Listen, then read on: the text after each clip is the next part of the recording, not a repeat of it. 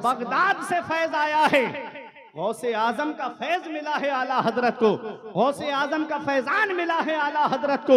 हजरात, तो मैं अर्ज ये कर रहा था, आज जगह जगह आपको पीर मिलेंगे और आप हो बहुत सादा जहन के कि जिसका दामन चाह जो सामने आया उसका दामन पकड़ करके आप बैठ गए। जो भी चटक मटक के जुब्बे देखे उसका दामन आपने पकड़ लिया, जहां चटक मटक के रुमाल देखे आपने उसका दामन पकड़ लिया।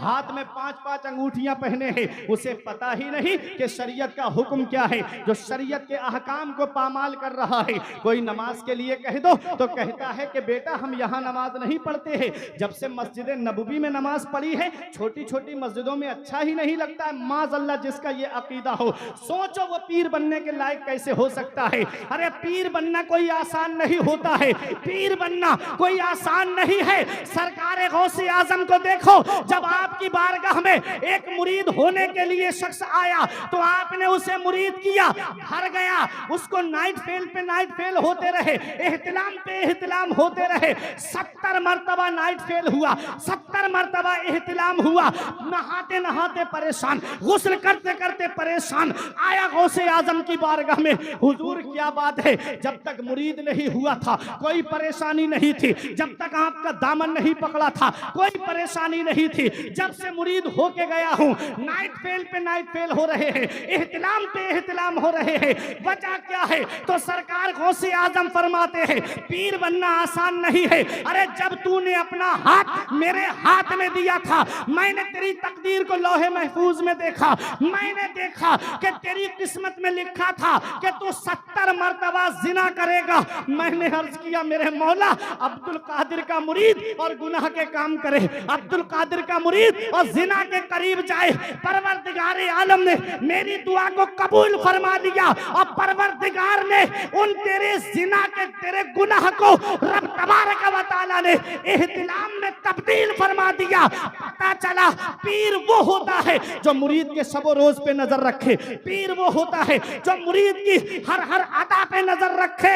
अरे ऐ लोगों, ये बता के जाना चाहता हूँ, मेरे ताजुश शरिया को देखो, हुजूर ताजुश शरिया ऐसे पीर है, ऐसे पीर है कि खुद फरमाते हैं निगाहे मुफ्तिये आजम की है ये जलवागरी, चमक रहा है जो अख्तर हजार आंखों में। सुभान अल्लाह, सुभान अल्लाह, जिंदाबाद जिंदाबाद। ऐसे चमके, बहुत खूब, बहुत अच्छा पैगाम।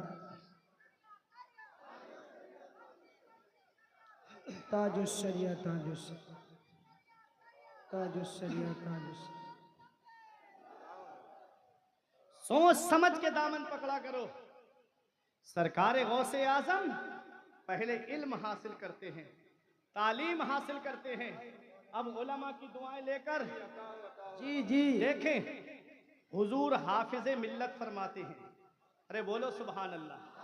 सुभान अल्लाह। हाफिज मिल्लत किसी मामूली शख्सियत का नाम नहीं है, इस्लाम और सुन्नियत का अजीम किला। मुबारकपुर आजमगढ़ में जाकर के देखें आप, जामिया अशरफिया मिसबाहुल उलूम, जहां के फारिगीन को मिसबाही कहा जाता है,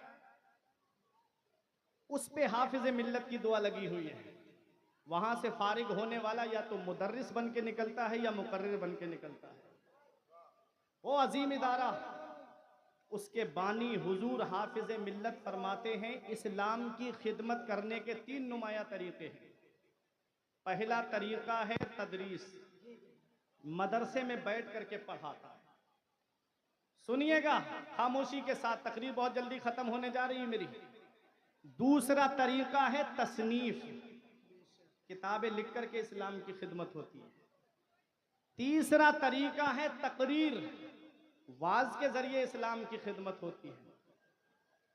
अब तदरीस के जरिए हर आदमी तो फायदा हासिल नहीं कर सकता, जो पढ़ने आएगा आलिम के पास वही फायदा हासिल कर सकता है। बेशक। किताबों के जरिए हर आदमी फायदा हासिल नहीं कर सकता, वही फायदा हासिल कर सकता है कि जो किताबें उर्दू या अरबी पढ़ा हुआ होगा, वही किताबों से फायदा हासिल कर सकता है। तो 2 तरीकों से हर आदमी फायदा हासिल नहीं कर सकता। तीसरा तरीका बचा तकरीर, वाज के जरिए इस्लाम की खिदमत होती है। जी आज तकरीर को भी हंसी मजाक का जरिया बना दिया गया। आज तकरीर को भी हंसी मजाक लतीफों का जरिया बना दिया गया।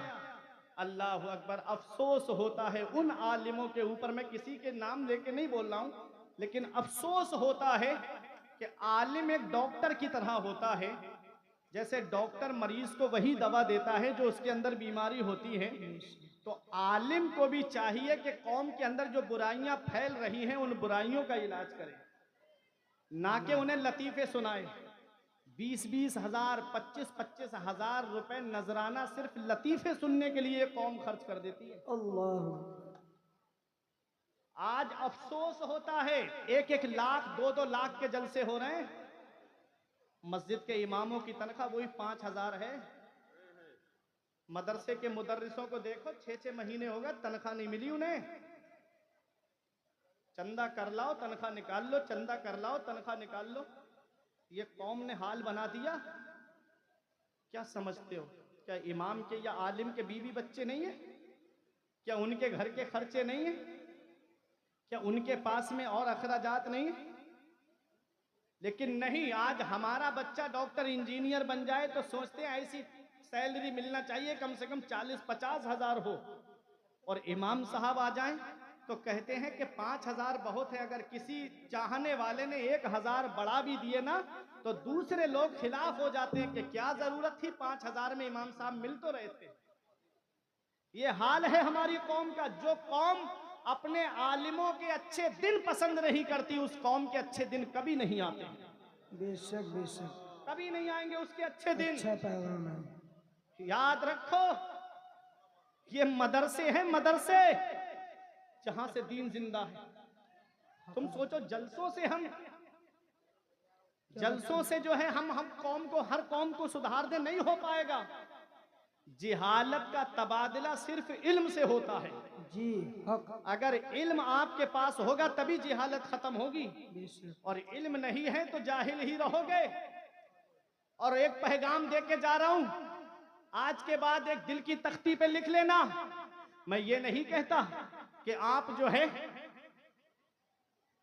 अपनी अपनी बस्तियों का मुआयना करो, अपनी अपनी बस्तियों को जाकर के देखो, और देखो कहीं हमारी बस्ती में कोई आलिम परेशान तो नहीं है, कहीं हमारी मस्जिद का इमाम परेशान तो नहीं है। अरे ये गैरत होती है, किसी के सामने हाथ नहीं फैलाने देती।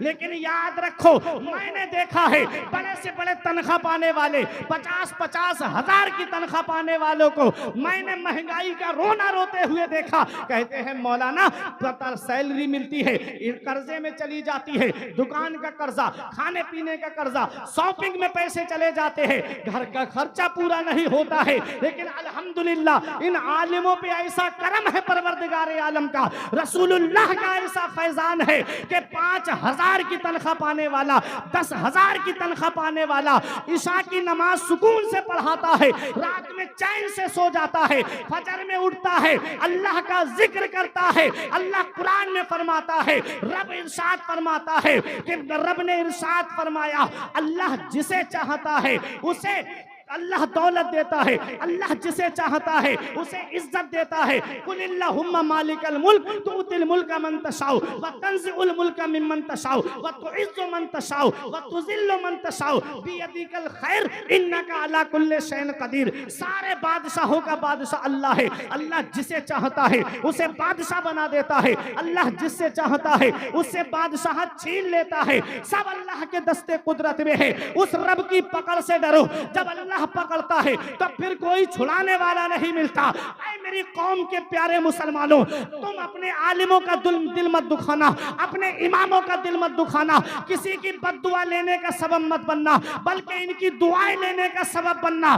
जिस बस्ती में आलिम परेशान होता है उस बस्ती में सुकून नहीं होता है। एक पैगाम दे के जा रहा हूं, अल्लाह की पकड़ से डरो। जब अल्लाह पकड़ता है तो फिर कोई छुड़ाने वाला नहीं मिलता। मैंने बड़े से बड़े दौलत वालों को फकीर होते हुए देखा, मैंने गरीब से गरीब इंसान को अमीर होते हुए देखा है। वो अल्लाह है, अल्लाह जिसे चाहता है उसे अमीर बना देता है, जिसे चाहता है उसे फकीर बना देता है। अरे बड़े बड़े दौलत वाले, बड़े बड़े पैसे वाले जब कोरोना में दूसरी लहर आई थी तो ऑक्सीजन के लिए परेशान फिर रहे थे, लाखों रुपये हथेली पे रख करके सिलेंडर तलाश करते फिर रहे थे।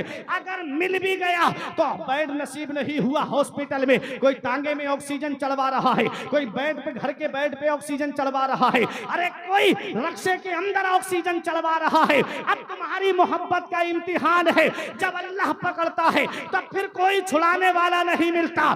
स्टेशनों पे ताले पड़ गए, एयरपोर्ट पे ताले पड़ गए। क्या हाल हो गया था कोरोना में, तुमने देखा नहीं? एक एक घर में 3-3 जनाजे हमने देखे। पुराने शहर में एक मोहल्ला ऐसा जिसमें 18 जनाजे एक वक्त में उठे थे। क्या समझते हो, ये अचानक आने वाली मौतों से नसीहत हासिल नहीं करते। जब अल्लाह पकड़ता है तो फिर कोई छुड़ाने वाला नहीं मिलता। बड़े बड़े डॉक्टर घुटनों के बल गिर गए, वैज्ञानिक घुटनों के बल गिर गए। उलमा की तवज्जो, ये सब मोहब्बत से नवाजेंगे। बड़े बड़े वैज्ञानिक और डॉक्टर घुटनों के बल गिर गए। अल्लाह ने बता दिया, बंदा हो बंदा बन के रहना, तुम्हारे चाहने से कुछ नहीं होता है, वही होता है जो मंजूर खुदा होता है। सुभान अल्लाह, सुभान अल्लाह। नारे तकबीर, नारे गौसियत, मसलके आला हजरत। बंदे के चाहने से कुछ नहीं होता है, वही होता है जो मंजूर खुदा होता है। वो राज़िक है, गिज़ा कीड़ों को देता है वो पत्थर में।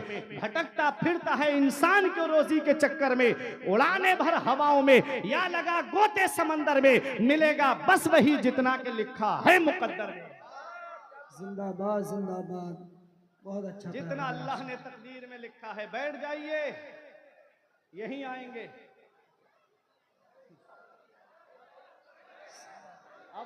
अरे वो स्टेज पे ही आएंगे, मेरे रसूल पे ही आएंगे। आप परेशान ना हो, आपके ही लिए आए हैं। इस टाइम मुफ्ती साहब की बहुत अच्छी तकरीर चल रही है। आप हजरात तकरीर सुने और अपने कल्ब को मुनव्वर मुजल्ला फरमाएं। बहुत ही अच्छा पैगाम दे रहे हैं मुफ्ती फुरकान मदनी साहब। आप अफरा तफरी का माहौल ना बनाएं, अदम मलहूज रखें और इत्मीनान सुकून के साथ बैठें। तमामी हजरात से मेरी गुजारिश है, बैठ जाइए। हजरत अल्लामा फुरकान मंदरी साहब का खिताब, इस्लाही खिताब, बहुत लाजवाब खिताब हो रहा है। आप उनकी मुकम्मल तकरीर को सुने, इंशाअल्लाह फिर आपके सामने शब्बीर बरकाती रहेंगे। नारे तकबीर, नारे रिसालत, फैज़ानी गौसे आदम, मसलके आला हजरत, फैज़ानी औलिया इकराम, हजरत शब्बीर बरकाती साहिब किबला।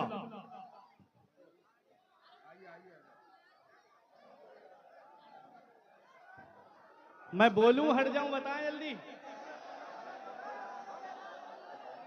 बहुत अच्छा पैगाम है, बहुत अच्छी तकरीर हो रही है। रिजवान भाई अब जलसा सुन लो थोड़ी देर, सब आ गए अब।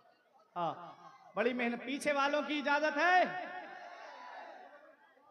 कुछ के तो हाथ ऐसे ऐसे हिल रहे हैं, मतलब अल्लाह आपको सलामत रखे। अच्छा, कोई बीच में से एक नारा लगाए तभी मैं शुरू होता हूँ। हाँ, माशाल्लाह। अल्लाहु अकबर,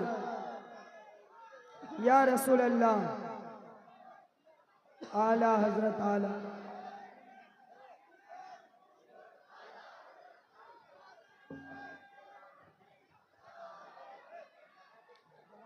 हज़रात अब दुरूद पाक पढ़िए। अल्लाहुम्मा सल्ली अला सय्यिदिना व मौलाना मुहम्मदिन व बारिक वसल्लम, सलातुम व सलामन अलैका या रसूल अल्लाह सल्लल्लाहु ताला अलैहि वसल्लम। हज़रात तो मैं अर्ज ये कर रहा था कि आज हमने सिनेमा हॉल आबाद कर दिए, मस्जिदें हमारी वीरान हो गई, मदरसे हमारे वीरान हो गए। आज हमारे बच्चे मदरसों में तालीम हासिल नहीं करते, आज हमारे बच्चे मदारिस में नहीं जाते। हम चाहते हैं बच्चा डॉक्टर बन जाए, हम चाहते हैं बच्चा इंजीनियर बन जाए, हम चाहते हैं बच्चा प्रोफेसर बन जाए। मैं मना नहीं करता, मैं कोई दुनियावी तालीम के खिलाफ नहीं हूँ, लेकिन मैं एक बात ये कहना चाहता हूँ और आपको एक पैगाम देना चाहता हूँ, और वो पैगाम दिल की तख्ती पर लिख लेना। मुझे डर है अगर आपने बच्चे को मदरसा नहीं भेजा, डायरेक्ट स्कूल में भेजा, तो कहीं ऐसा ना हो कि वो सलमान रुश्दी बन जाए, कि वो मुसलमान घराने में पैदा हुआ लेकिन बेसिक तालीम मदरसे की नहीं थी, क्या हुआ इस्लाम के खिलाफ बोलने लगा। मुझे मालूम है अगर आपकी बेटियों ने दीनी तालीम हासिल नहीं की तो कहीं ऐसा ना हो कि तस्लीमा नसरीन की बोली बोलने लगे। मुसलमान घराने में पैदा हुई और उसी ने पर्दे के खिलाफ लज्जा नाम की किताब लिख दी। पता चला कि अगर बेसिक तालीम मदरसे की नहीं है, अगर बेसिक तालीम आपके मदरसे की नहीं है, कुरान और हदीस की तालीम आपने बच्चे को नहीं सिखाई, तो कहीं ऐसा ना हो कि किडनियां बेचने वाला डॉक्टर बने, कहीं ऐसा ना हो कि मोरबी जैसे पुल पास करने वाला इंजीनियर बने। याद रखना प्यारे मुसलमानों, पहले बच्चों को मदरसा भेजो, अगर बच्चा आलिम होगा, हाफिज होगा, उसके बाद डॉक्टर बनेगा तो वो नमाज का भी पाबंद होगा, और जब उस वक्त जब वो डॉक्टर होगा तो वो गरीबों की भी मदद करता नजर आएगा। कोई ऐसा काम नहीं करेगा, मेडिकल पे कमीशन नहीं खाएगा, जांच रिपोर्ट वालों से कमीशन नहीं खाएगा, अल्ट्रासाउंड वालों से कमीशन नहीं खाएगा, बल्कि वो काम करेगा तो रज़ाए इलाही के लिए काम करेगा। इसलिए अपने बच्चों को मदरसा भेजो। ये मदरसा ही तो है जो तुम्हारे लिए दीन का सुतून बन करके तुम्हारे बच्चों को आला तालीम देते हैं। तुमने देखा नहीं, अगर जिस दिन ये मदरसे बंद हो गए, मुसल्ले पे खड़ा होने के लिए इमाम नसीब नहीं होगा। जिस दिन मदरसे